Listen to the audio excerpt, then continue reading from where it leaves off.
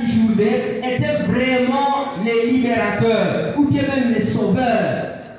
Alors il est dit que le Saint-Esprit lui a communiqué que vraiment celui que Jean avait annoncé était le Messie, le véritable. Quelque chose que le texte a ajouté, c'est que il était dans sa retraite, il était en train de prier. Il priait sous son figuier. Il priait. Et encore là, nous avons le parfait. Ça veut tout simplement dire qu'il ne l'a pas fait une fois, ou peut-être deux fois, mais c'était comme son habitude de prier. Chaque fois qu'il se retirait là, et il priait, il priait. Et non seulement il priait, mais il méditait la parole de Dieu. La parole de Dieu. Ici, nous trouvons que Nathanaël avait dans sa vie un moment où il se mettait à l'écart. Et pendant qu'il se mettait à l'écart, il était en train de méditer la parole de Dieu et il priait. Et il priait.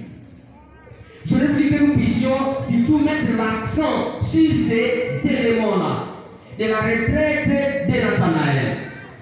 Et c'est là où nous allons même le voir dans le 4e point qui est intitulé « Que peut-on retenir de cette histoire de Nathanaël ?» Que peut-on retenir de cette histoire de Nathanaël? La première chose à retenir dans la vie de Nathanaël, c'est que nous puissions, nous aussi, comme lui, organiser des moments personnels de méditation et de prière. Nous devons, nous aussi, à l'instar de Nathanaël, organiser des moments personnels de méditation et de prière. Pour tous ceux qui nous ont suivis au cours de 10 jours de prière, c'était une leçon qui intervenait souvent. Nous avons beaucoup de difficultés, beaucoup de soucis dans ce monde.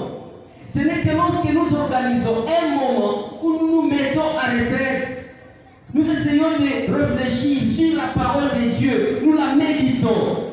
Et dans cet endroit-là, nous prions le Seigneur. Il va vraiment se révéler en nous. Il va se révéler en nous. Nous avons trouvé le texte dans Le meilleur chemin, page 678. Le meilleur chemin, page 678.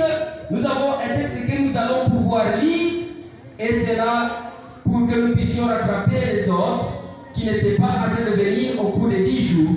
Ici, il est dit, il faut aussi prier dans les cercles de la famille, et surtout ne pas négliger la prière secrète. Celle-ci est la vie de l'âme, et sans elle, toute croissance spirituelle est impossible. Prier en famille et en public ne saurait suffire. Quand vous êtes seul, ouvrez votre âme au regard scrutateur de Dieu. Lorsque nous avons toujours prié en famille, ou peut-être en public, comme nous sommes ici à l'église, ça ne